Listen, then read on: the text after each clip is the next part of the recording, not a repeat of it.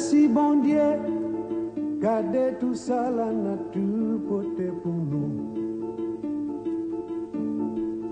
Merci bon Dieu, gardez comment la misère finit pour nous. Merci bon Dieu, gardez tout ça la nature portée pour nous. Merci bon Dieu.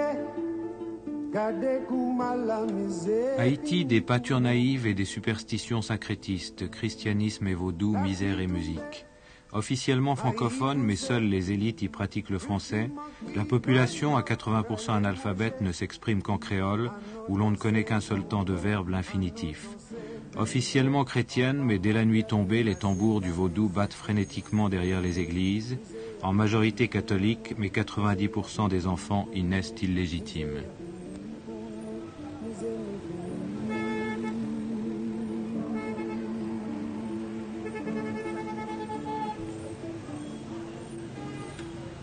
Les vignettes sulpiciennes, les médailles bénies, les cierges se vendent bien. Ici, toutes les églises, toutes les sectes sont représentées, mais les missionnaires savent bien que même s'ils font temple comble, il leur faut compter avec des pratiques fort lointaines du rite des origines.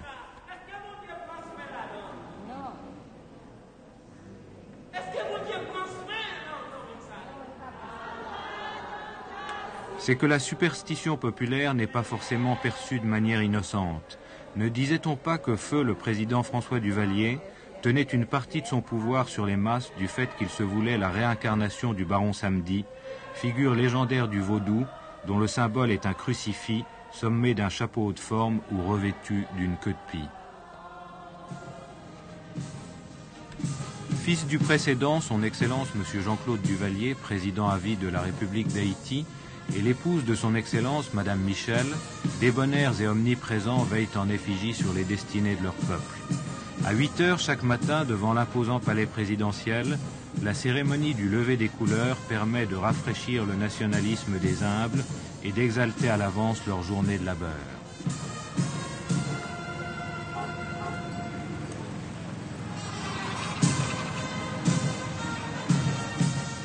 Lorsque montent les couleurs, le citoyen piéton s'immobilise, le citoyen automobiliste sort de son véhicule, marquant par son silence et son garde à vous le respect dû au chef de l'État, guide de la nation.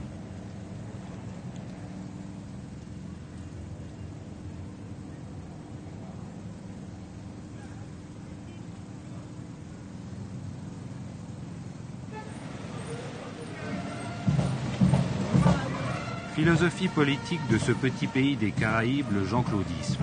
Nous essaierons, mais en vain, auprès des autorités compétentes, d'en obtenir une définition.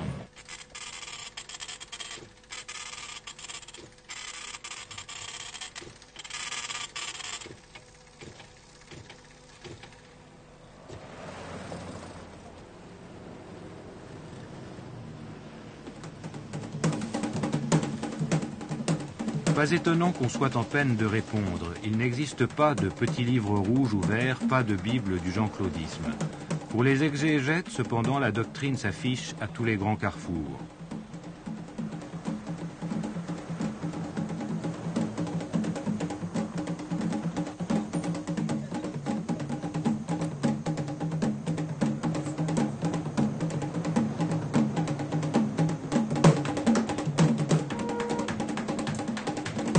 Nul doute que sous les redondances et l'apparente vacuité des formules ne se cachent en vérité les secrets de l'avenir d'Haïti.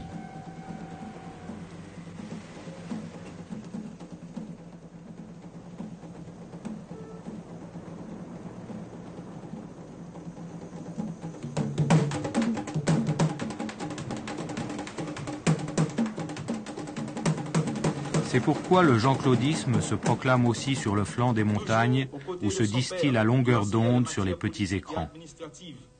Le jeune leader, son Excellence M. Jean-Claude Duvalier, sacrifia sa jeunesse pour l'amour de son pays et de tout un peuple. Historien, ethnologue, docteur en médecine, le sociologue François Duvalier avait préféré offrir son jeune fils unique à la nation haïtienne en lui confiant le destin du pays. Ayant compris que sa mission touchait presque à sa fin, le docteur François Duvalier devait déclarer « Je n'ai cessé de répéter depuis 6 ans que le moment venu, je remettrai le flambeau à la jeunesse. » Jean-Claude Duvalier, digne successeur du docteur François Duvalier, 8e président à vie de la République, assure la continuité depuis environ 11 ans. En ce 22 janvier 1982, le peuple haïtien en entier revoit ce grand homme. Celui que la jeunesse haïtienne ne cesse de dire « Non, docteur François Duvalier, vous n'êtes pas mort. Votre corps est allé seulement se reposer, car pendant des siècles et des siècles, les générations à venir se souviendront de vous. » Duvalier a commis beaucoup de fautes, mais c'était un homme quand même qui avait un certain idéal, même s'il s'était mal pris pour le réaliser. Mais je ne vois pas l'idéal en son fils. Le pouvoir, pour lui, c'est un jeu d'enfant. Il s'entoure de gens qui le flattent, il ne comprend pas. Moi, je ne comprends rien. Moi, je pense que c'est une malédiction que d'avoir des gens comme ça à diriger le pays.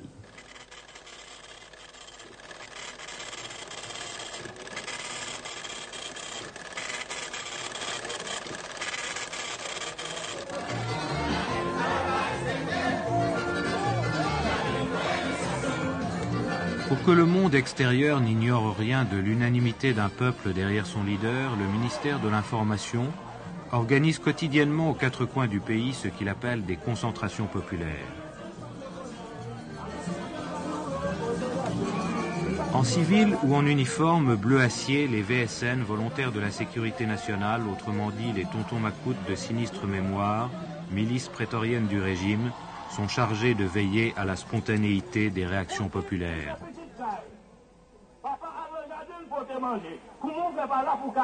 Thème de cette concentration populaire à Port-au-Prince, tel que défini par les prospectus distribués à la foule, je cite, « La clairvoyance et la vigilance révolutionnaire des masses, support du jean-claudisme au pouvoir. »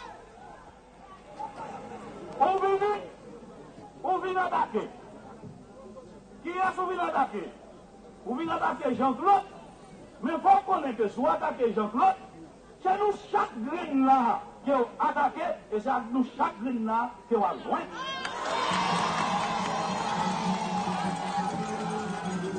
Pour qui ça vient attaquer Jean-Claude?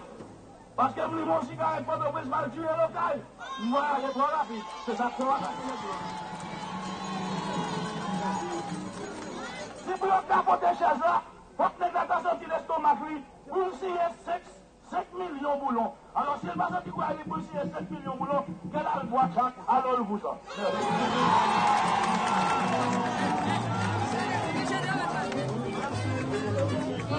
On pourrait dire ici encore que tout finit par des chansons. Ce serait oublier que bien souvent dans le tiers-monde, la danse est faite pour oublier la faim, le rire pour masquer la détresse. Les gouvernements de ces pays le savent bien. Ici, les orchestres sont payés par le ministère de l'Information, les torches et les banderoles distribuées par des fonctionnaires zélés. Et si l'on danse et si l'on rit, c'est peut-être bien pour démontrer son indifférence devant les fastes d'un banquet politique auquel on est convié sans pouvoir y goûter. François Duvalier était docteur en médecine et son peuple l'appelait Papadoc. Jean-Claude Duvalier n'est rien sinon le fils de son père et les Haïtiens le surnomment Bébé-Doc. Ni légitimité électorale, ni prédisposition particulière, ni charisme, l'essence de son pouvoir n'est rien d'autre que dynastique.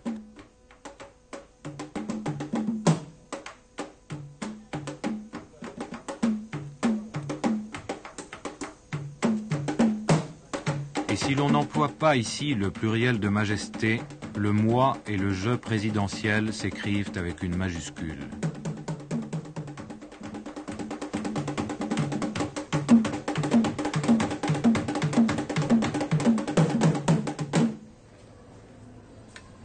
Le pouvoir de Jean-Claude Duvalier est-il réellement solide?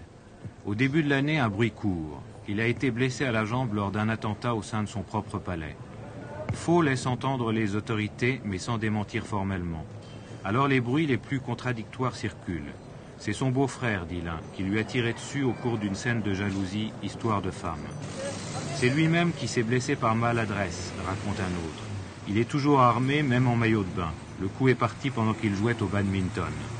Pas du tout, affirme un autre, si Duvalier boite, c'est qu'il est très malade, il a du diabète, et 25-15 de tension, il n'en a plus pour longtemps. Où est la vérité? Personne n'en sait rien, mais à laisser courir les rumeurs, on leur donne de la consistance, même si l'on se drape en l'occurrence dans le splendide isolement du pouvoir absolu.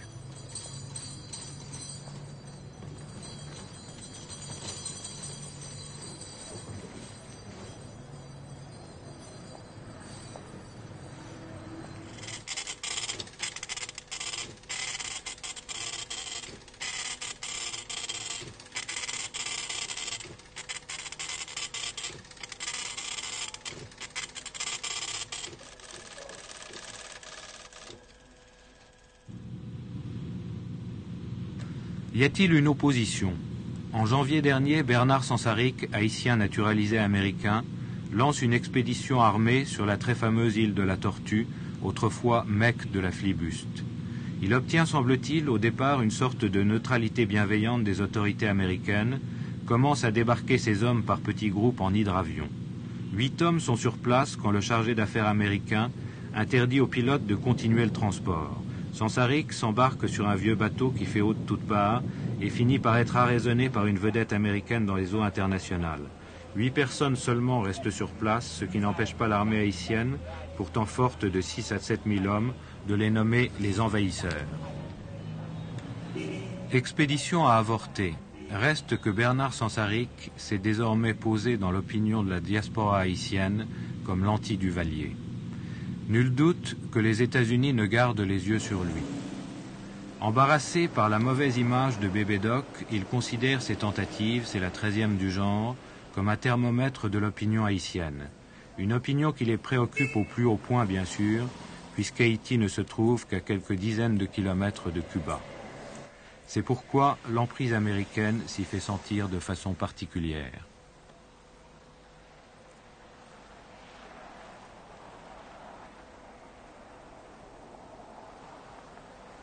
L'occupant américain qui est rentré ici en 1915, c'était le marin américain à l'époque. Durant une période où la goude oscillait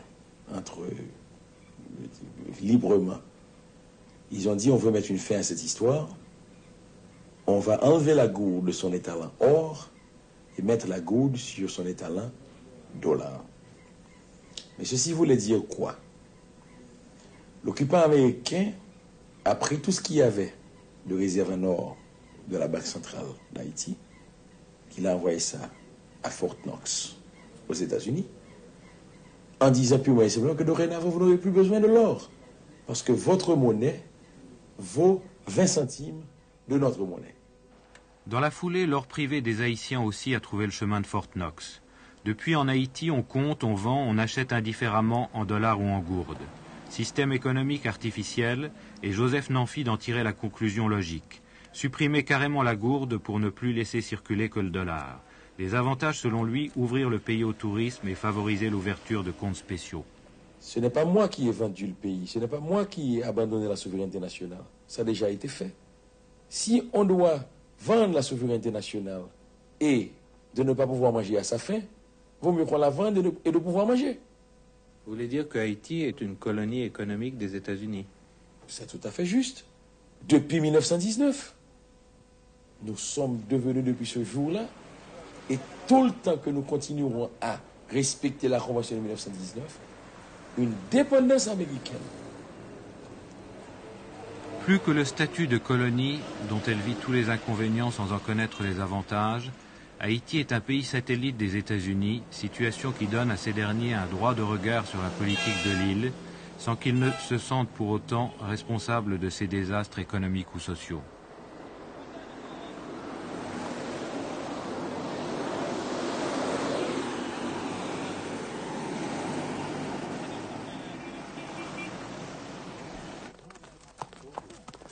Conjonction d'un régime arbitraire et d'une politique impériale, la misère. Ce gué raconte les difficultés des campagnes haïtiennes. Pas de route, pas d'électricité, pas de téléphone. Et lorsque tombent les pluies, les eaux montent de 4 ou 5 mètres, interdisant parfois pendant plusieurs semaines toute communication. C'est alors que s'inventent les blagues qui font le tour d'Haïti. Ainsi, dit-on, 1982 sera l'année des 3 milliards. 1 milliard de dollars pour la fortune du président, $1 milliard de dette de l'État, 1 milliard de gourdes pour le budget national.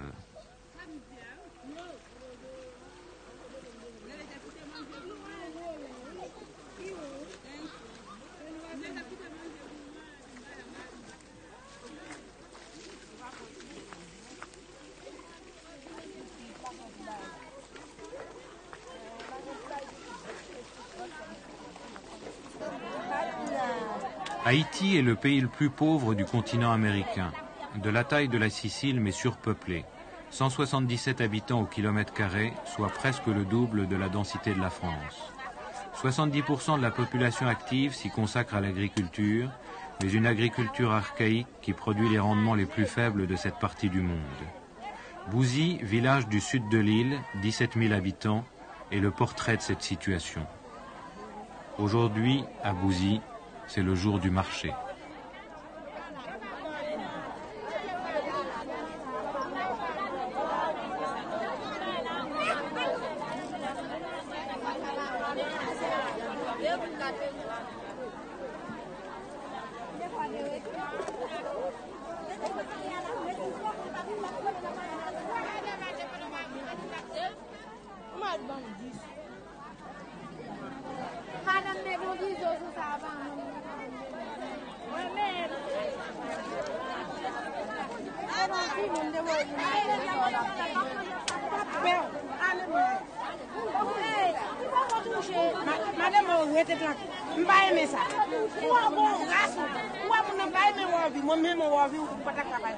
Quand on se promène dans le marché comme ça, on a l'impression que les gens sont assez heureux, assez prospères en fait.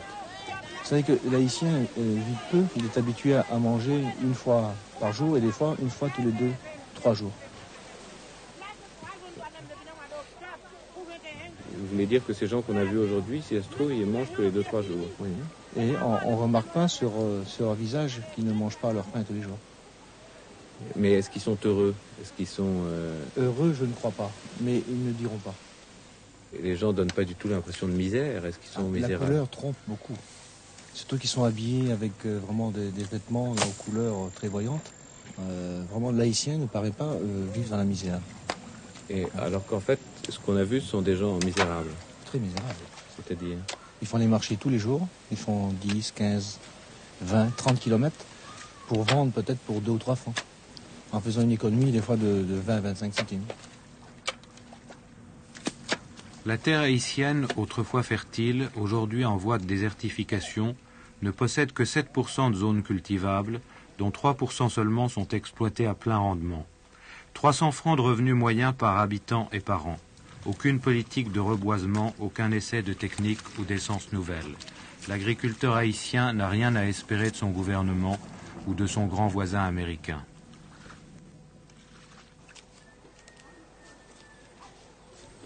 Pour soigner les 17 000 habitants de Bouzy, un seul infirmier non diplômé, Viqueur Dupré, 31 ans, qui en particulier a la charge de suivre et de soigner 400 tuberculeux.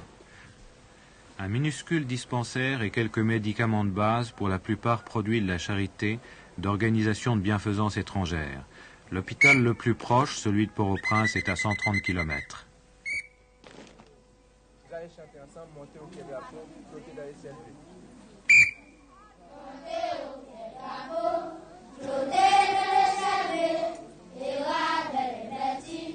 La situation scolaire répond à la situation sanitaire. Le clergé ici a fait des efforts, il bâtit en dur.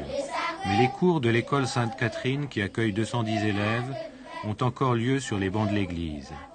Ici, comme dans toutes les écoles du pays, avant d'entrer en classe, on salue le drapeau et l'on prête serment à la patrie. Jésus, devant Dieu, devant la nation, dans l'air, les gardiens, de la défaut, il faut désormais dans l'asile pour appeler à tous les Haïtiens, les presse, le sympathie, de la Catapéo.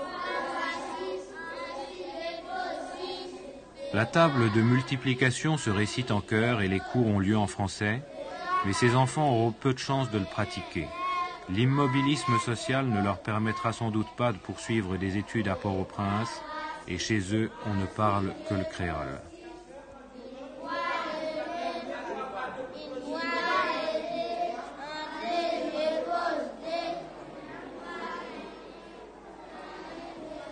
Détail sympathique, ces petits pains distribués chaque jour à la fin des cours sont le cadeau d'un village de Bretagne aux enfants de Bouzy. Les écoles chrétiennes de Bouzy accueillent 1500 élèves. À quelques dizaines de mètres, le vétuste lycée d'État Jean-Claude Duvalier en accueille 430, encadrés par 4 professeurs. Mais ces images ne doivent pas tromper. En additionnant ces élèves, seulement 10% des enfants de Bouzy sont alphabétisés.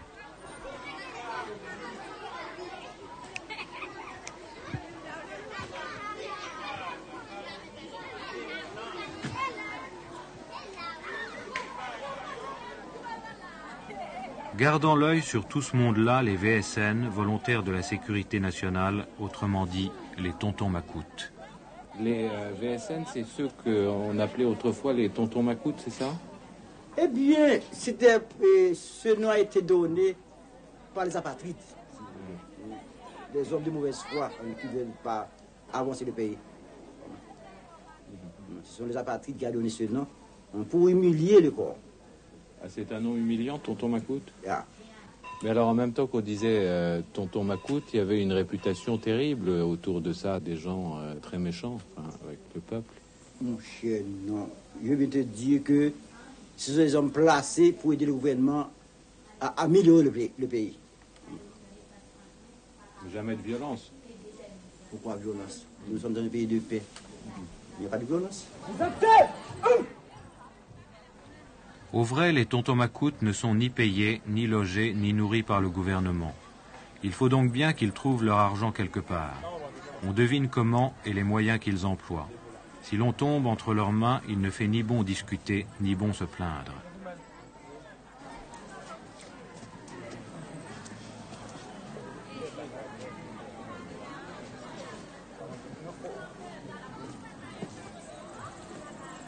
C'est pourquoi ces 2 paysans ont pris un énorme risque en venant à Port-au-Prince nous raconter leur histoire. Dans tout groupe, il y a 2 côtés, il y a un groupe qui 200, 300 cochons, il y a 50 têtes cochons, il y a un groupe qui 40 et plusieurs cochons, ça va tout est perdu quand ça a été fouillé gros trou, il a été simé un gaz sous eux, il a été brûlé, il a été baillé, nous quand ça a perdu toute viande ça va. Il y a un peu de malheureux tout. Il y a un peu de malheureux tout. C'est dans le cochon, il y a tout tiré sous pour élever Timounio, pour mettre Timounio à l'école, pour l'élever Timounio dans la société. C'est à cause des cochons, ça. Mais depuis qu'on vient perdre du cochon, on vient perdre un peu de ressources. Enfin, on a malheureux à plein, par contre, ça peut faire à cause de tout cochon, ça a perdu. Quand on vend un seul cochon, 100 gouttes, 200 gouttes, 500 gouttes même, alors on voit qu'on a fait un grand déficit, en fait. Par contre, ça peut faire que côté de pour aller. Les autres tué, ils promettent, ils ont une récompense pour cocher là, mais jusqu'à présent, ils ne pas jamais rien, ils ne pas jamais connaître côté pour y demander pour une récompense l'argent cochon. Les cochons, c'était leur seule richesse, leur seule possibilité de revenus. Or, les experts américains ont déclaré que les cochons haïtiens exportés aux États-Unis étaient atteints de la peste porcine et qu'en conséquence, il fallait tous les abattre. Non seulement les abattre, mais les brûler sur place, alors que l'homme peut manger sans le moindre danger le jambon d'un cochon atteint de la peste porcine. On leur a promis de l'argent en dédommagement, mais ils savent, l'aventure leur est déjà arrivée il y a 3 ans, que cet argent ne leur parviendra jamais. Les Américains qui envoient l'argent savent qu'il ne leur parviendra jamais, les gouvernants chargés de le distribuer savent qu'ils ne le distribueront jamais, les paysans savent que sans cet argent, ils ne pourront plus envoyer leurs enfants à l'école. Et dans les agglomérations, à Port-au-Prince surtout, la situation est plus difficile encore, la misère plus profonde que dans les campagnes. Le pays va à volo, c'est-à-dire il n'y a pas d'administration.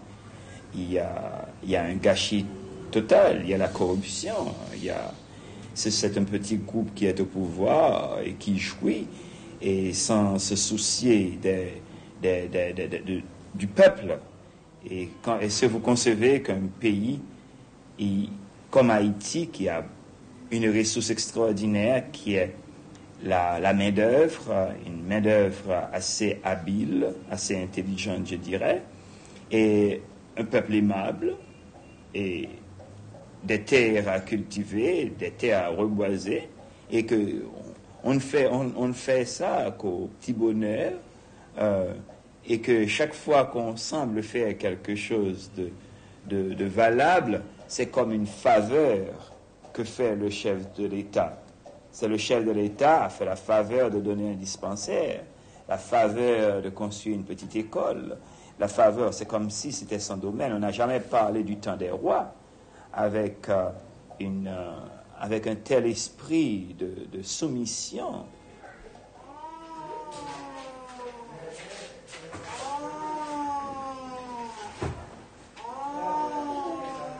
Principale victime de ces faveurs monarchiques, les enfants. Ici, dans une maternité installée par Mère Teresa à Port-au-Prince.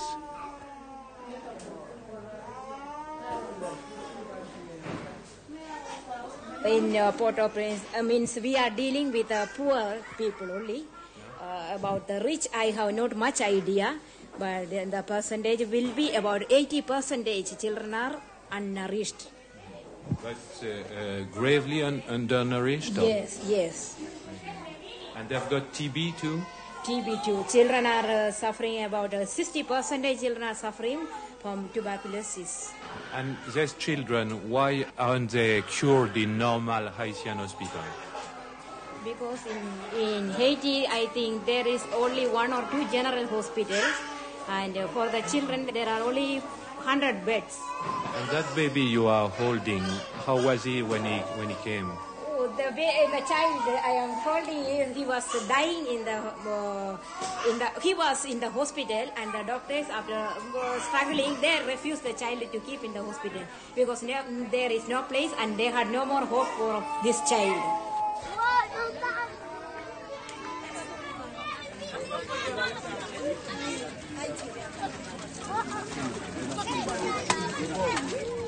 Dans ce bidonville surpeuplé de la capitale, pour boire, laver le linge, se laver, faire la vaisselle, un seul point d'eau, cette éolienne désuète.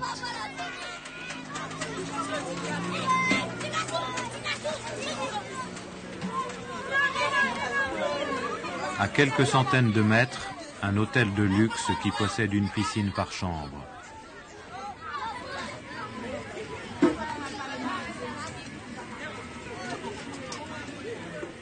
Ici, l'espace habitable de ces baraquements précaires est d'1 demi-mètre carré par habitant.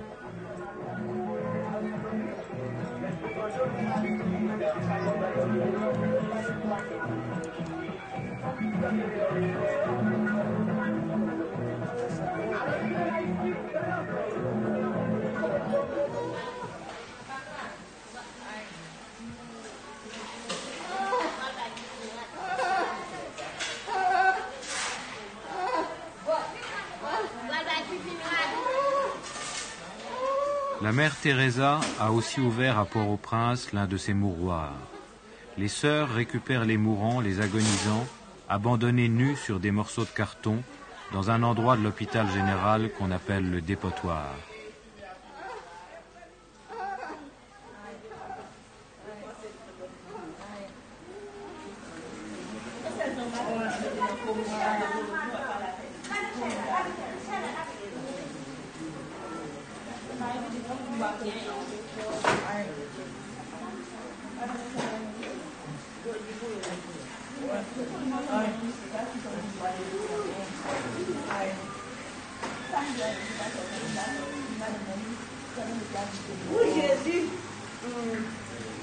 La misère que nous rencontrons ici, disent les sœurs indiennes, est semblable en tout point à celle de Calcutta.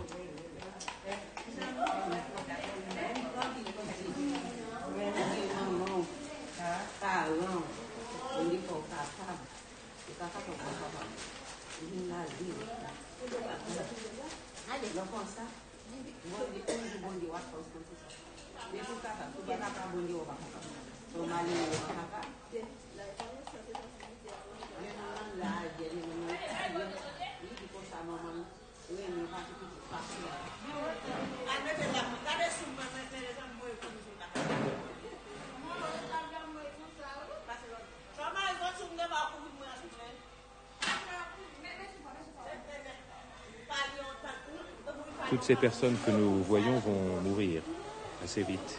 Oui. Ils mourent les 2 jours ou 1 jour, ils viennent ici, avec tout le sacrement, et après ils mourent. C'est-à-dire que souvent, certains ne font même pas un jour, 2 jours, 3 jours, et puis il meurt.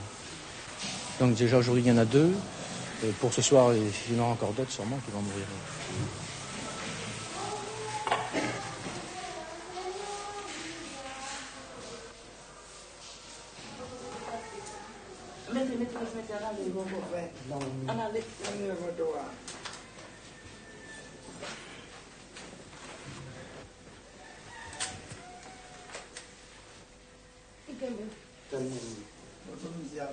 Non. Aïe, aïe, aïe.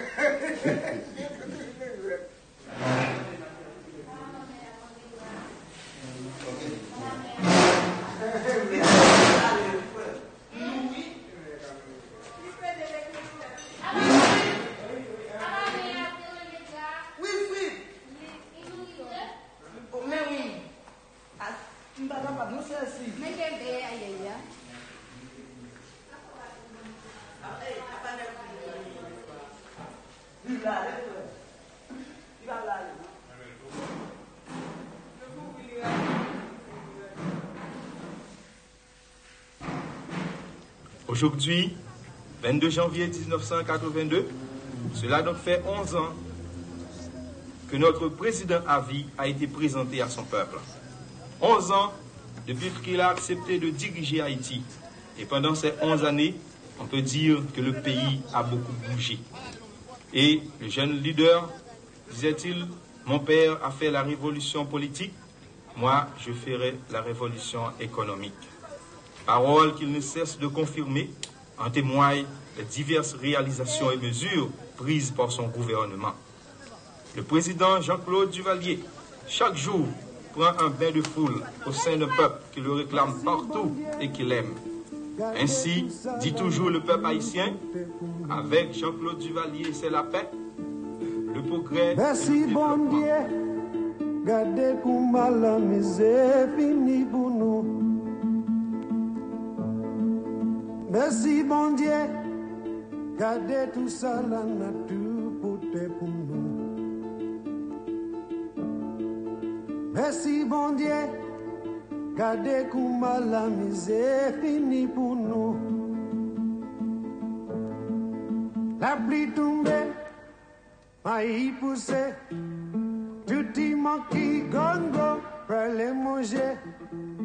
À nous danser Congo, à nous danser Pedro. Papa bon Dieu dit ciel la misère finie pour nous, misère finie pour nous, misère finie pour nous, misère finie pour nous, misère finie pour nous, misère nous finie.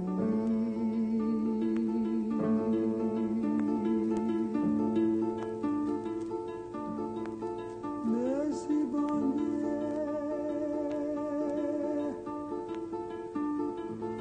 Merci bon Dieu.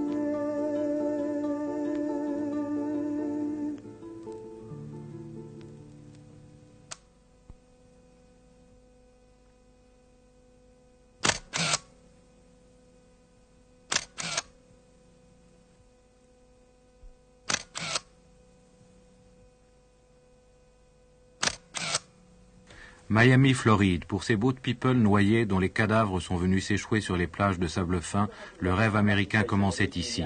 S'ils s'étaient embarqués, s'ils s'étaient entassés sur des coquilles de noix, des assemblages précaires de planches pourries sans moteur ni radio, sans compas ni boussole, c'est qu'ils avaient imaginé cela entre les lignes des cartes postales de leurs cousins, de leurs frères émigrés, des autoroutes et des ponts suspendus, des gratte-ciel et des banques, ne plus être chômeur, ne plus être malade, ne plus avoir faim.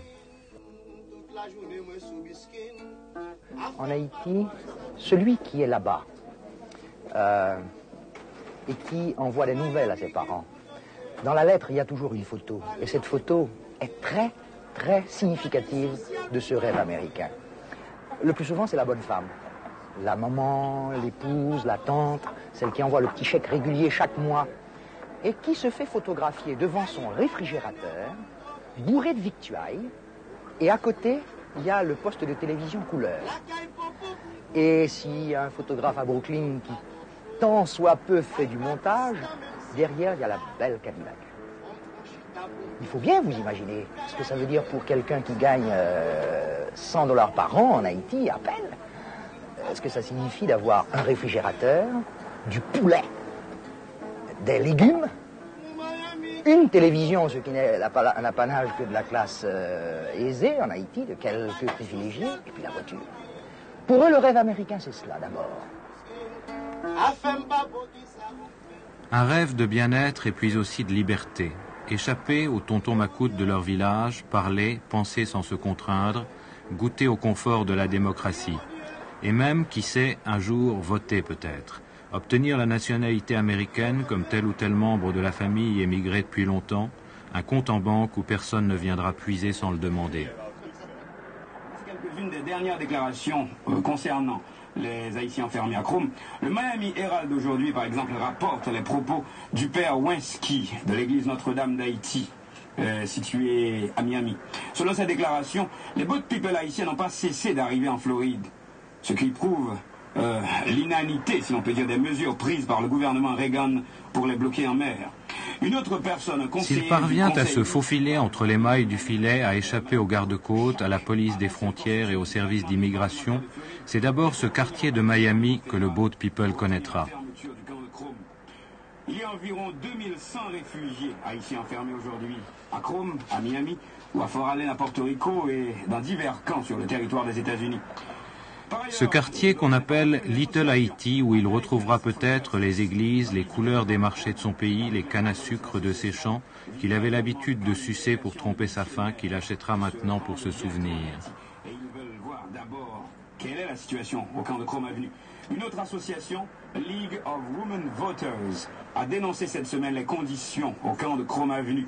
Ce sont là des informations extraites de l'hebdomadaire Southwest News et concernant Chrome Avenue. Mais nous avons également avec nous un ami musicien, c'est Rodrigue Millien. Eh bien, Rodrigue Millien va se faire le plaisir d'interpréter pour nos auditeurs et aussi pour spécialement, d'une façon tout à fait spéciale, pour ceux internés à Chrome Avenue. Une musique c'est Merci bon Dieu. Merci bon Dieu. Gardez qui j'en la misère, fini bon. Merci bon Dieu. Avant de se lancer éventuellement à l'assaut de l'Amérique, il retrouvera là une communauté où il continuera à parler le créole, à se nourrir à l'haïtienne. Il ne vivra pas aussi bien qu'il le rêvait, mais tout de même beaucoup mieux que là d'où il vient. Il prendra de nouvelles habitudes, il s'enracinera, il ne voudra plus repartir. Dans son automobile, acheté à crédit, il écoutera Radio Soleil, la radio des Haïtiens de Miami.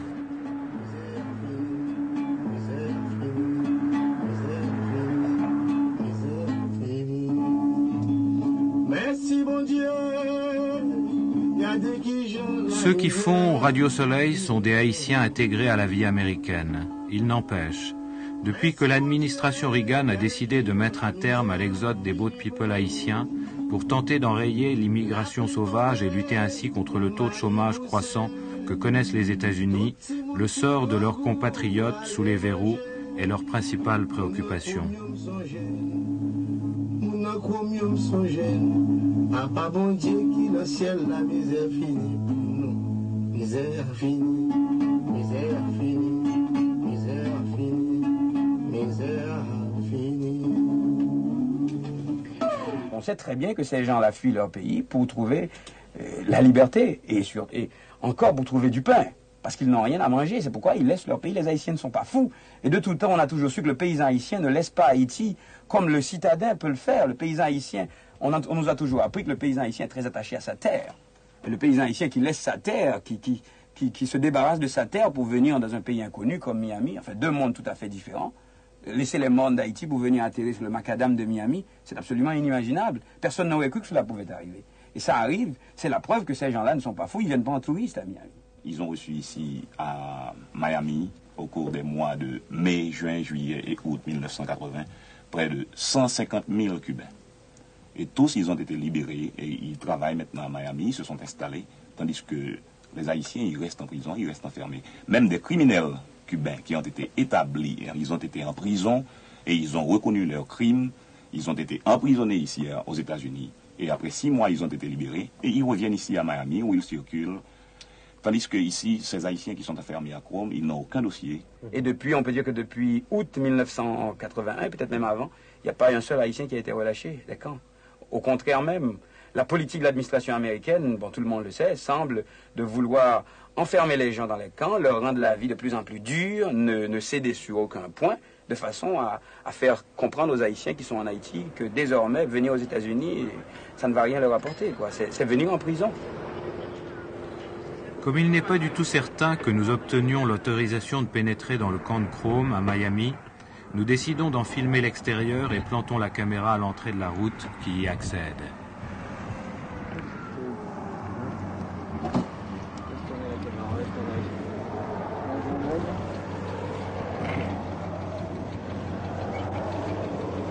Good afternoon, sir. Good afternoon. How are we doing today? Very well, and you? Well, we've got a little problem here, sir. I understand this is government property, and they didn't want any reporters on at that time. And we would like you to please stay off the reservation, okay? It's only 10 meters. Well, to have better light. I can't help it. The law is the law, okay? Yeah. And we're just trying to keep things nice and quiet here, okay? Okay. But no reporter goes inside there. And do you know why this interdiction? Simply because it's not such a healthy situation. Now, what is with this camera? I mean, if I may ask. Huh? Is this in France? I know you sound French. Yes. Yes. We are French. Oh, okay. Excuse me. And, I'm not much of a. I haven't got a cute face, so. Okay. We would like you to try to stay off the reservation if possible. Okay. We would appreciate it. Okay. Aujourd'hui, c'est dimanche et les familles haïtiennes ont le droit de visiter leurs proches pendant une demi-heure. En fait, nous sommes venus pour les attendre à la sortie pour essayer de savoir ce qui se passe réellement dans ce camp. La famille que nous allons rencontrer est venue voir l'un des siens enfermé depuis plusieurs mois depuis son arrivée d'Haïti. Il est parti comme boat people? Boat people. Et comment s'est passé son voyage? Il m'a dit que son voyage n'était pas si tellement magnifique. Il y a pas mal de personnes qui sont mortes sur la route. Les gens qui sont malades, n'ont pas de nourriture, il n'y a pas de l'eau, il n'y a rien.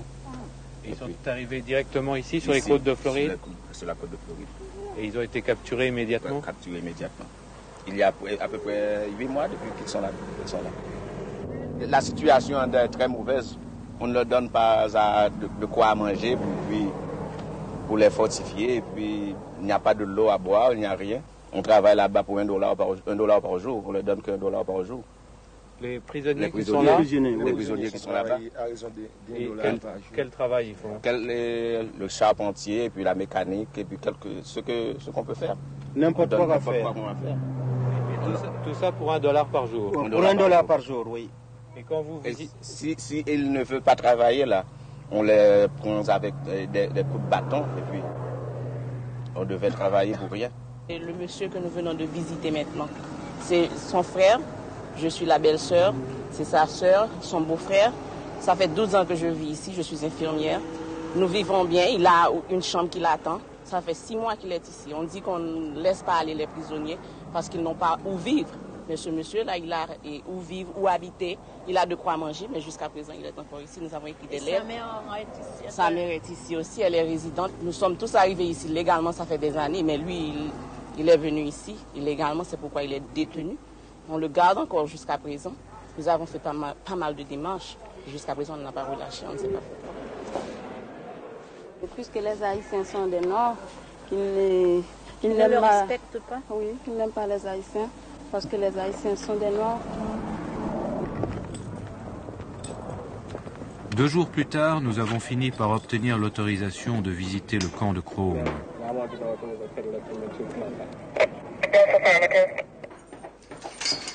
Les grilles s'ouvrent devant nous. Nous sommes accompagnés par Beverly McFarlane, employée féminin du service de naturalisation et d'immigration, dont nous découvrirons plus tard qu'elle est redoutée des prisonniers.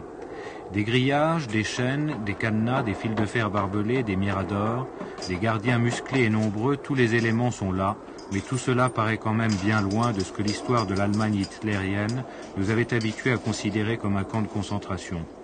Si l'espoir n'est pas inscrit sur le visage des prisonniers, si les perspectives de liberté ne sont pas évidentes, personne ici, en tout cas, ne semble craindre pour sa vie. Les gardes de l'agence Pinkerton, dont l'uniforme bleu fait fâcheusement penser à celui des tontons Macoutes, ne sont pas armés. Certains des prisonniers travaillent à l'aménagement et au nettoyage du camp.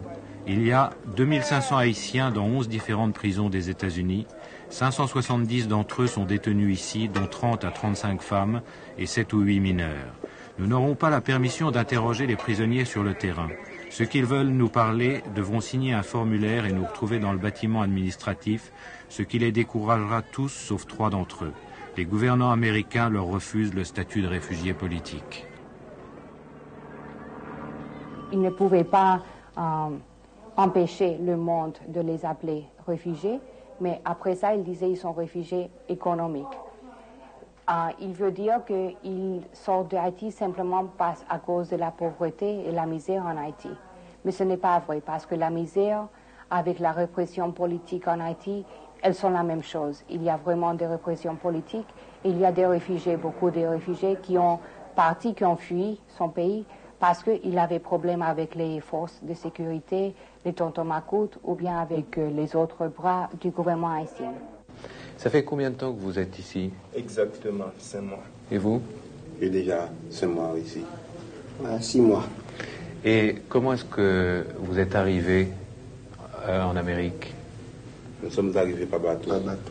Vous êtes tous les 3 des boat people? Des boat people. Et pourquoi est-ce que vous aviez quitté Haïti? Moi, principalement, j'ai laissé Haïti parce que j'étais dans l'armée. Et avant tout, j'avais une contradiction avec le président de la République. J'ai laissé l'armée sans savoir et sans que l'armée ne sache. Je pars de nuit, j'ai pris le bateau de nuit et je sors d'Haïti. Donc vous considérez que vous avez fui pour des raisons politiques? Pour des raisons politiques, bien sûr. Et ici, on vous refuse l'asile politique? On me refuse parce qu'on ne me dit rien. Chaque 2 jours, je me lève ici. Je parle à l'immigration, on ne me dit rien. Quand vous êtes parti pour les États-Unis sur ces bateaux de fortune, qu'est-ce que vous espériez trouver ici? J'espérais trouver une situation meilleure. Je n'attendais pas à une telle situation. Et comment est-ce que vous êtes traité dans ce camp? De toute façon, on ne nous traite pas comme des gens humains, puisque on doit aller manger et dormir. Vous voyez, l'homme ne vit pas seulement de pain, de manger, mais quoi. On nous traite comme des animaux. Non pas comme des animaux domestiques, mais comme des animaux sauvages. Les criminels ont une considération meilleure que nous-mêmes. Je pense que dans les États-Unis, on n'a pas vu tel abus des droits humains absolu depuis la Deuxième Guerre mondiale, lorsqu'on avait les Japonais dans les camps de concentration en Californie. C'est un camp de concentration parce qu'il y a toute une race de personnes qui cherchent la liberté, qui sont dans une prison, vraiment. Alors, il n'y a pas encore une solution finale comme il y avait en Allemagne pendant la Deuxième Guerre mondiale, mais pour quelques Haïtiens, la déportation, c'est la mort. Alors, je trouve qu'il est très semblable. Alors, ils sont traités absolument comme bêtes. Il y a des familles qui sont séparées. Il y a, par exemple, la madame est en Virginia et le mari est en Chrome et ils ont un petit à Porto Rico. Et cette séparation des familles et la brutalité avec laquelle le traitement, ça montre une discrimination anti-noire. Notre jour, la semaine dernière, je dors, pendant que je dors, vers les 5 heures du matin, voilà, et on se réveille à 6 heures, comme d'habitude. Je vois qu'un officier d'immigration monte. Il m'a dit, descends. Je ne l'occupe pas parce que je ne fais que rien. Il a pris mon drap. Il m'a jeté par terre. De là, j'ai toujours là. Depuis ce temps, j'ai une douleur qui me frappe là. Parfois, je peux rester immobile. Je marche et je ne sais où je m'en vais. Je marche et puis je réfléchis depuis tout ce temps. Je réfléchis et parfois j'entends le bruit dans mon oreille. Ting, ting, ting.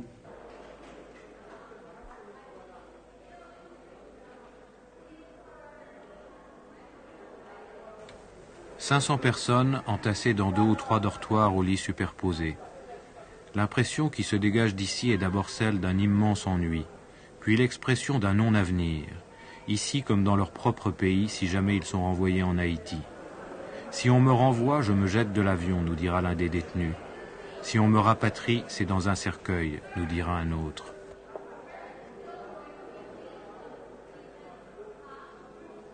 Les cas spéciaux, comme les nomme Beverly McFarlane sans plus de précision, sont isolés dans ces cachots. Un prisonnier est là quand nous les visitons, on nous le cachera, pour préserver sa vie privée, nous dira-t-elle.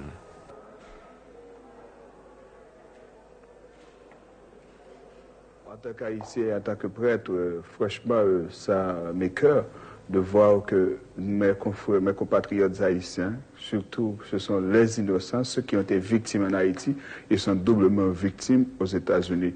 Et ça m'écoeure à tel point que je ne sais, je suis vraiment troublé par la situation, surtout quand je vois 4 jeunes qui sont déjà morts dans ces camps de concentration et puis plus de 10 ont perdu la tête complètement, ils sont devenus fous et aussi plus de 70 hommes ont leurs seins allongés comme des seins de femmes. Et puis cette histoire, à cause, on dit que les Américains, surtout cette administration, se sert des Haïtiens comme cobayes. Et il y a plusieurs expériences médicales qu'on fait sur les Haïtiens. Mais pour cette affaire de prolongement des seins, on dit c'est surtout qu'on nourrit quelques Haïtiens, surtout les hommes, on leur nourrit des hormones femelles en vue de les apaiser sexuellement. Quand les boat people se sont fait trop nombreux en Floride, on les a décentralisés. Un grand nombre d'entre eux se trouvent désormais dans l'État de New York, nouvelle catégorie de paumés dans l'histoire de l'émigration haïtienne. Tandis que pendant les 20 premières années du régime de dictature haïtienne, la classe moyenne, les cadres, les professionnels émigraient, ce qui nous a privés tragiquement de tous nos cadres. Depuis quelques années, depuis une dizaine d'années, l'émigration vient de beaucoup plus bas. Comme vous le savez, elle vient des campagnes, du paysan spolié par le macoute, celui qui a perdu sa terre parce que le macoute, le pistolet à la main, la lui avait volé pour les compradors. C'est celui-là maintenant qui arrive aux côtes de Floride et qui a effrayé les Américains, bien pensants, bien nantis, bien assis en Floride, de voir ces pauvres noirs, analphabets, crasseux, malades pour eux, parce que... Et on a commencé à les embarquer vers Fort Allen, à Porto Rico, vers Otisville, et peut-être aussi vers la frontière canadienne dans le froid. Les embarquer par fournées de 10, 30, 40, 50, 60 dans les avions. Et j'ai vu ces choses qui ont bouleversé la communauté haïtienne, ces hommes et ces femmes venus à Miami pour goûter un peu du rêve américain et avoir cette petite part du gâteau des American Pie, de la liberté, embarqués, enfournés dans les avions, mais sautant en pleine piste de l'avion, avec ce visage bouleversé d'un homme qui ne se rendait pas compte de ce qui lui arrivait, sautant de l'avion en marche sur la piste. Manifestation de solidarité devant la prison de Brooklyn Navy Yard à New York, où sont détenus 67 Haïtiens dont près d'une moitié sont des femmes. Personne ne peut entrer, aucun journaliste, aucune personne de télévision. C'est évidemment c'est pour bloquer la possibilité que le monde à l'extérieur voit les conditions là-dedans et pour bloquer les conversations entre journalistes et réfugiés haïtiens qui veulent raconter les histoires aux journalistes. Moi, j'étais à Chrome 4 fois maintenant et je viens ici chaque semaine. Il n'y a aucune comparaison entre les deux. Le prison en Floride, c'est une prison comme un camp. C'est ouvert complètement. C'est complètement différent que la prison ici, qui est très petite. Les personnes sont mises dans les cellules. Ils n'ont pas possibilité de sortir, jamais voir le ciel. Et pour les paysans, être enfermés ici pendant 8 mois, c'est dur, c'est très dur. C'est une vraie punition. Il y a beaucoup de cas médicaux très graves, cas des femmes enceintes qui n'ont aucun soin, cas des personnes qui ont les problèmes très grave psychologique maintenant. Il y a une femme qui a essayé de se suicider 2 fois. Honnêtement, il ne reçoit pas de soins médicaux pour ces conditions. Les aspirines peut-être, mais c'est tout. C'est sûr que le gouvernement américain fait une discrimination entre les Haïtiens et les autres groupes, les autres réfugiés. Pas de question sur ça. Évidemment, c'est difficile à dire si c'est tout à fait à cause du racisme ou s'il y a les liens politiques. Personnellement, je crois que la cause de cette discrimination, c'est le lien politique entre le gouvernement Duvalier et le gouvernement des États-Unis. Le fait que le gouvernement des États-Unis soutient le gouvernement Duvalier, c'est très difficile pour le gouvernement des États-Unis d'admettre les réfugiés. Ça, c'est dire un pays ami créé un grand fleuve des réfugiés. C'est critiquer, en effet, c'est critiquer le gouvernement Duvalier s'il accepte les réfugiés haïtiens. Et comme ça, il refuse de les traiter selon la loi. Il faut quand même que tes sauvettes arrivent en liberté. Les boat people ne partent plus, ils sont bloqués. Ils n'ont plus le droit de rêver. Ils n'ont plus le droit de sortir des griffes du système Macoute. Alors qu'est-ce qui va se passer? Yo sel photo nous tout pitié, nous les bagues jugement au apiti. Peuple la bague de voyo, la balade piti. Nous mêmes travailler, nous bagues respect dans pays ça. Nous mêmes travailler, nous bagues respect dans pays ça. Si nous connaissons moins si nous regardons sous sirène. Si nous connaissons moins si nous regardons sous sirène. Courir pour dictateur, garder nous tomber là-dedans. Moi qui te pays, moi vin Miami, pour marcher pas comme ça, que me la moi du pays, moi c'est pas de ton son, moi c'est moi le pays, moi c'est pas mon autre, moi j'habille, les pas comme ça n'a pas les, pas comme ça n'a pas les.